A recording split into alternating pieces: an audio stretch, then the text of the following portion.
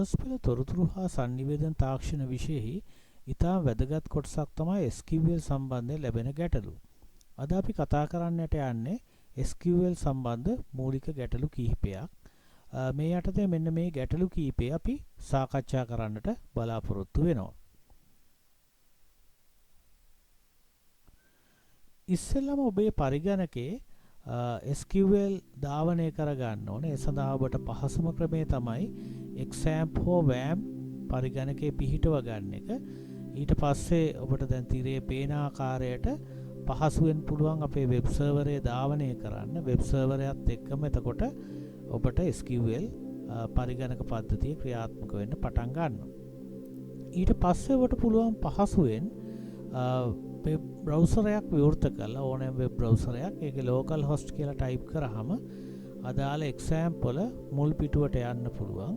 ඒකේ අයිකන් එකක් පේනවා ඇති PHP my admin කියලා. ඒ අයිකන් එක ක්ලික් කරාම ඔබට අර database තියෙන කොටසට එහෙම නැත්නම් SQL commands ලියන කොටසට ගමන් කරන්න පුළුවන්. ඔබට පේනවා ඇති මේ දක්වා හදලා තියෙන database කීපයක්. අපි දැන් මෙතනින් SQL ක්ලික් කරලා SQL command යන්න. මුලින්ම අපි ඕනම දෙයක් හදන්න නම් create කරන්න නම් පාවිච්චි කරන්නේ create කියන වචනේ. අපිට ඕන details කියලා database එකක් හදාගන්න. මම ලියනවා create database කියලා. ඊට පස්සේ අපිට ඕන database එකේ නම ලියලා go කියන බටන් එක ක්ලික් කරාම ඔබට පුළුවන් ඒ command එක ධාවනය කරන්න. ලියන SQL command එකේ දෝෂයක් නැත්නම් ඔබට මෙන්න මේ වගේ පණිවිඩයක් එනවා. දැන් ඔබට පේනවා ඇති අලුතෙන් database එකක් create වෙලා තියෙනවා details කියලා. දැන් මට details කියන database එක ඇතුලේ හදාගන්න ඕන වෙලා තියෙනවා employee කියලා වගුවක්. මම employee වගුවක් හදන්න ඕන නිසා මම ඒකටත් පාවිච්චි කරන්නේ create කියන command එකමයි. create table කියලා මම හදන්න ඕන table එකේ නම ලියන්න ඕන. මට ඕන employee කියන නමින් තමයි වගුව හදන්න ඕන. ඒකට ඇතුල් වෙන්න ඕන ක්ෂේත්‍ර මොනවද කියලා. එහෙම නැත්නම් උපලැකි මොනවද කියලා ලබා දෙන්න ඕන. ඊට අමතරව එක එක උපලැකියට අදාළ දත්ත ප්‍රරූපයක් ලබා දෙන්න ඕන. ඔබ integer වගේ එහෙම නැත්නම් float වගේ ගණිතමය අගයන් දෙනවා නම් ඒකේ length එකක් දෙන්න අවශ්‍ය වෙන්නේ නැහැ. නමුත් වාචා වගේ string values දෙනවා නම් ඔබට ඒකේ පළල ලබා දෙන්න වෙනවා. මම employee emp number කියලා එකක් ගන්නවා. ඒක integer name කියන එක මම දෙනවා වාචා කියලා. department කියන එක ඊළඟට මම create කරනවා. ඒකත් වාචා කියලා දෙනවා.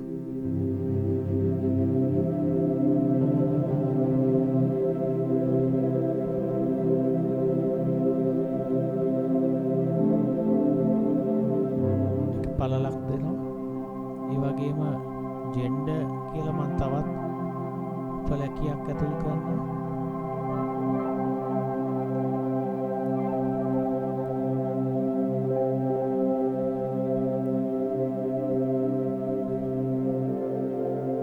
ඊළඟට මට salary කියලා තවත් එකක් ඇතුල් කරන්න ඕන. ඒක මම float විදිහට දෙනවා. ඒක ගණිතමය වටිනාකමක් නිසා. ඒ වගේම database එක අපි අනිවාර්යෙන් ලබා දෙන්න ඕන ප්‍රාථමික යතුරක්. අපිට මේ ප්‍රාථමික යතුර විදිහට primary key කියන වචනේ පාවිච්චි කරන්න පුළුවන්. primary key කියලා වරහන් ඇතුලේ අදාළ table එකේ අපි ප්‍රාථමික යතුර විදිහට භාවිත කරන උපලැකිය දෙන්න ඕන. මම මෙතෙන්දී employee number emp number කියන එක අදාළ ප්‍රාථමික යතුරු විදිහට ලබා දෙනවා. දැන් අපි go ක්ලික් කරාම අපිට දෝෂයක් නැත්තම් එතනම table එකක් create වෙනවා. මේ වෙලාවේ table එක create වුණාට table එකේ කිසිම දත්තයක් පුරවලා නැහැ. අපි දැන් ඊළඟ අවස්ථාවේදී සූදානම් වෙන්නේ අපිට පේනවා ඇති ක්ෂේත්‍ර ටික. දැන් මේ table එකට අර ඔබ කලින් දැකපු වගුවේ තිබිච්ච දත්ත ටික ඇතුල් කරන්නයි සූදානම් වෙන්නේ. යම්කිසි දත්තයක් ඇතුල් කරන්න නම් අපි insert into කියන එක පාවිච්චි කරන්න ඕන. insert into වගුවේ නම වටිනාකම් දෙන නිසා values කියලා ලියනවා. ඊට පස්සේ values ටික වරහන් ඇතුළේ ලියන්න ඕන. මෙතෙන්දි ගණිතමය වටිනාකමක් value එක විදිහට පාවිච්චි කරනවා නම් ඔබ උඩුකමා යොදන්න ඕනේ නැහැ. නමුත් string value එකක් නම් ඔබ භාවිත කරන්නේ අනිවාර්යෙන් උඩුකමා යොදන්න ඕන. ඔබට පේනවා ඇති පළවෙනි එකේ මං 100 කියන එක පාවිච්චි කරා. ඒකට උඩුකමා යෙදුවේ නැහැ. මොකද employee number එක මං integer value එකක් විදිහට මං සඳහන් කරේ. නමුත් name කියන එක පසිදු කියන එක string value එකක්. අපි වාචා කියලා දුන්නේ. ඒ නිසා අපි ඒකට උඩුකමා පාවිච්චි කළා. ওই විදිහට අපිට අදාළ දත්තයන් ටික ලබා දෙන්න පුළුවන්. අපි එක වගන්තියක් ලියලා ධාවනය කරලා බලමු.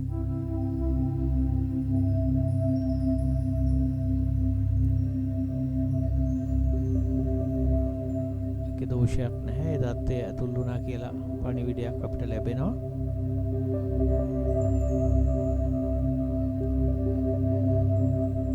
ඒ වගේ අපිට පුළුවන් මේ දත්තපාදකේ මේ වගුවට ඇතුල් කරන ඉතුරු උපලැකියාන වෙන වෙනම ලියන්නේ නැතුව එකවර ලියලත් ඇතුල් කරන්න හැකියාව තියෙනවා. SQL වල ඒකටත් අවස්ථාව ලබා දෙනවා. මම සියලුම දත්ත යටින් යටට ලියලා එකවර ඇතුල් කරන්නයි දැන් සූදානම් වෙන්නේ.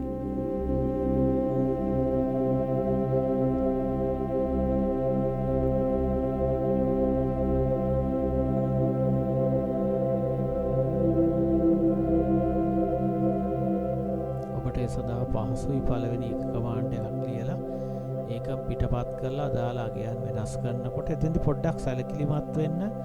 employee number එක එහෙම බැරි වෙලාවත් repeat වුණොත් ඒ කියන්නේ එකම employee number එක වැරදිලා අපේ අතින් අර පිටපත් කරනකොට එකම employee number එක යෙදුනොත් ඒක දෝෂයක් විදිහට පෙන්නනවා. මොකද ප්‍රාථමික යතුරු නැවත නැවත යෙදෙන්න බැරි නිසා.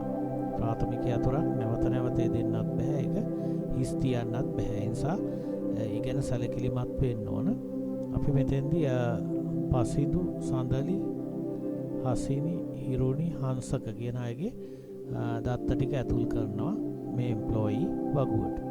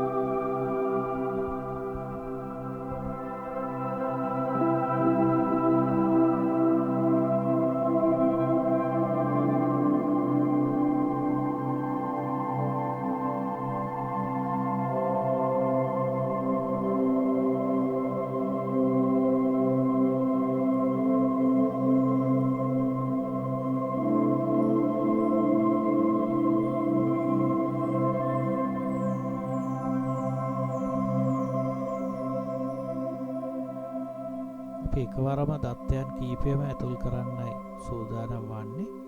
ඔබට අවශ්‍ය නම් තනි තනිව වෙන වෙනම දත්ත ඇතුල් කරන්නත් පුළුවන්. මෙතෙන්දී අපි සියලුම දත්ත ටික ලියලා go කියන බටන් එක ක්ලික් කරනවා. දෝෂයක් නැහැ. සියලුම ටපල්ස් ටික ඇඩ් වුණා. දැන් අපි ඊළඟට බලන්න යන්නේ මේ ඇතුල් කළ දත්ත කොහොමද බලන්නේ. බලන්න අපිට පාවිච්චි කරන්න පුළුවන් select කියන කමාන්ඩ් එක. select තරුව පාවිච්චි කරොත් ඒකෙන් කියවෙන all කියලා. select all from කොහෙන්ද employee. select තරුවෙන් කියවෙන all කියන එක from employee. ඒතර වගුවේ නම තමයි employee.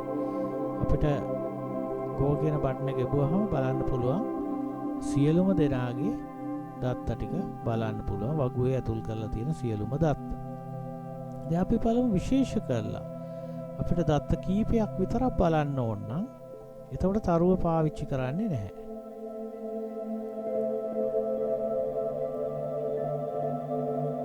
මට ඕන employee number එක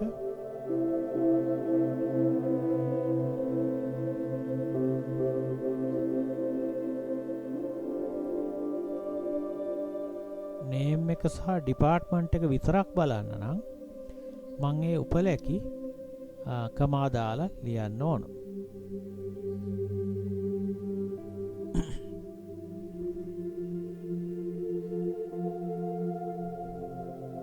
employee number, name, department, from. ඔන්න වගුව ලියන්න ඕන. මොකද්ද වගුව? employee. මෙතන case sensitive. ඒ කියන්නේ simple capital ભેදය බලපානවා. ඒ නිසා අනිවාර්යෙන් simple capital පිළිබඳ ඒ කියන්නේ අපි employee කියන එකේ e අකුර capital ලිව්වා නම් ඒ විදිහටම ලියන්න වෙනවා. ලියලා ධාවනය කරලා බැලුවහම අපිට ලැබෙනවා සියලුම අයගේ දත්ත හැබැයි employee number එකයි name සහ department විතරයි. ඊළඟට අපිට විශේෂ කරලා බලන්නත් පුළුවන්. උදාහරණයක් විදිහට එක පුද්ගලයෙක්ගේ දැන් ඔබ දැකලා ඇති විභාග දෙපාර්තමේන්තුවේ වෙබ් අඩවියට ගියහම අපි විභාග අංක ගැහුවාම අපේ ඒ ටයිප් කරපු විභාග අංකයට අදාළ විස්තර විතරයි පෙන්නන්නේ. එහෙනම් මෙතනත් අපි බලන්න යන්නේ එක පුද්ගලයෙක්ගේ උදාහරණයකට 200 කියන අංකේ තියෙන පුද්ගලයාට අදාළ සියලුම විස්තර. කොහොමද? select all from employee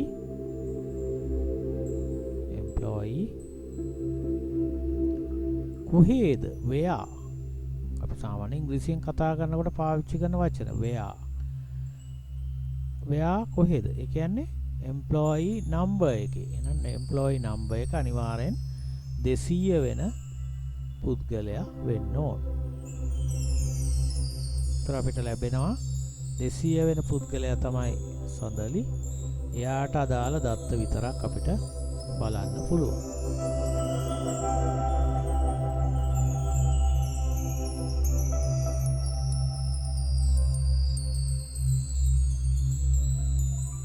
ඊළඟට අපිට ඕන වෙනවා තවත් පුද්ගලයෙක්ගේ සියලුම දත්ත නෙවෙයි තෝරාගත්ත දත්ත විතරක් බලන්න. කොහොමද ඒක බලන්නේ? ඉස්සෙල්ලාම select එතෙන්දී all කියලා ලියන්න. select කියන එක පාවිච්චි කරනවා. ඊට පස්සේ අපිට ඕන උපලැකි ටික ලියනවා. එයාගේ නම ඕන, ඒ නිසා name කියලා ලියනවා. ඒ වගේම එයාගේ වැටුප ඕන, salary කියලා ලියනවා. from කොහෙන්ද? මොකද්ද වගුව? employee කියන වගුව. ඒ වගුවේ කොහෙද ඉන්නේ යා?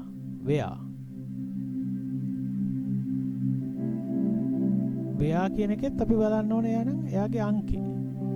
එහෙනම් employee number එක 300 වෙන කෙනාගේ salary එක සහ නම. මෙතන employee number එකම ගන්න ඕනේ නැහැ. ඕනනම් ඔබට නම හෝ වෙනත් දෙයක් කරුවත් වර්ගීකරණය කරලා බලන්න පුළුවන්.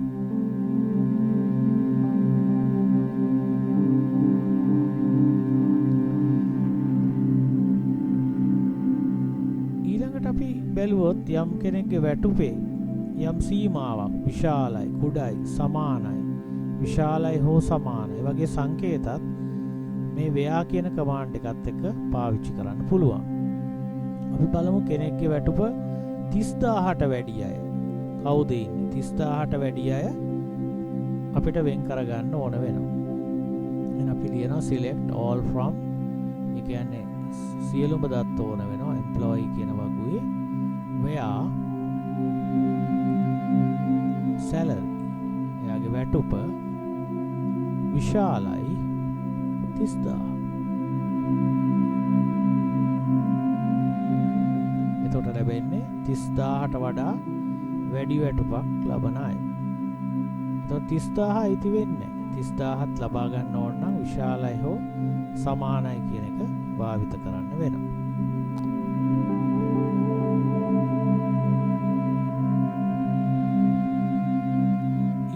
SQL වල අපිට පුළුවන් සංඛ්‍යා ගණනය කිරීමට අදාළ ශ්‍රිත භාවිත කරන්න. උදාහරණයකට average, count, sum වගේ ඒවා භාවිත කරන්න පුළුවන්. හැබැයි මේවා ගණිතමය වටිනාකම් සඳහා විතරයි භාවිත කරන්න පුළුවන්. මම ලියනවා select sum වරහන් ඇතුලේ salary. salary එකේ එකතුව. ඒ කියන්නේ මේ වගුවේ තියෙන salary වල එකතුව තමයි මට හොයන්න ඕන. from කොහෙන්ද හොයන්න ඕන? employee කියන table එකේ. ඒතර employee කියන table එකේ තියෙන salary වල එකතුව අපිට ලබා දෙනවා. අපිට පෙනේවි salary වල එකතුව නැත්නම් වැටුප් වල සියලුම එකතුව මෙතෙන්දි පෙන්නනවා. ඒ වගේම අපිට පුළුවන් average එකටත් ලියන්න, max වලටත් ලියන්න, min කියන්නේ අවමාගය හොයන්න, ඒ වගේම කී දෙනෙක් ඉන්නවද වගේ දේවල් හොයන්නත් commands පාවිච්චි කරන්න පුළුවන්. මම මෙතෙන්දී average salary එකට ලියනවා command එකක්.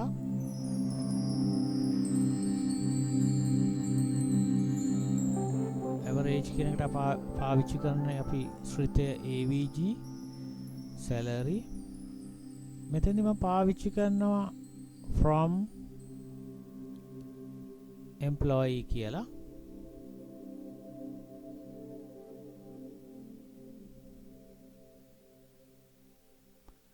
ඊට පස්සේ අපිට පුළුවන් බලන්න මේ වගුවේ තියෙන data වල average salary එක.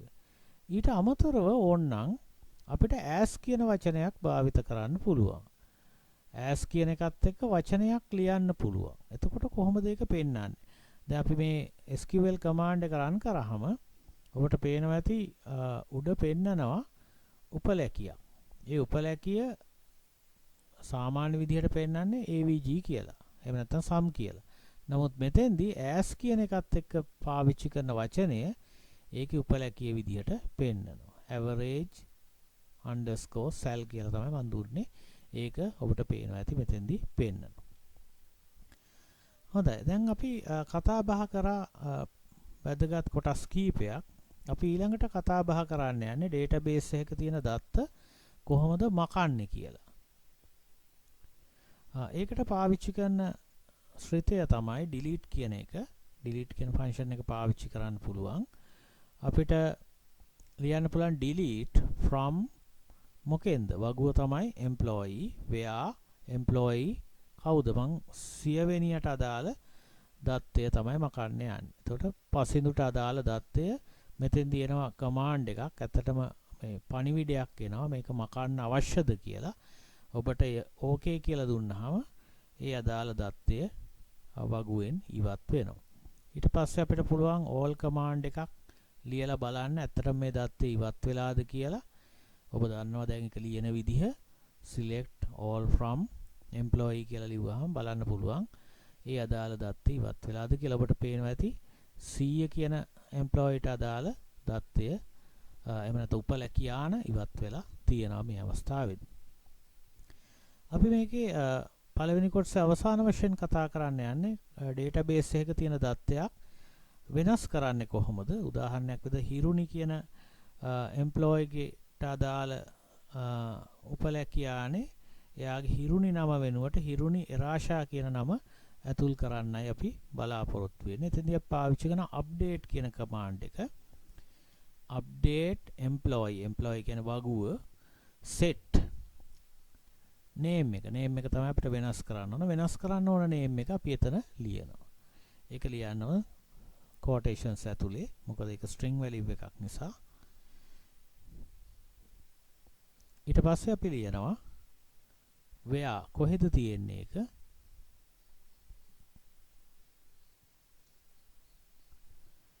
ඒක තියෙන name එකේමයි. දැන්ට තියෙන name එකේ දැන්ට තියෙන නම හිරුනි. අපි ඒ නිසා ඒක ලියනවා එතන හිරුනි. ඊට පස්සේ අපිට ඒක ධාවනය කරාම ඔබට පෙනේවි අදාළ දත්තය අප්ඩේට් වෙලා පෙන්නනවා. හොඳයි අපි SQL වල දෙවෙනි කොටසෙන් තවත් වගු අතර සම්බන්ධතා ගොඩනගන හැටිත් කතා කරන්න බලාපොරොත්තු වෙනවා.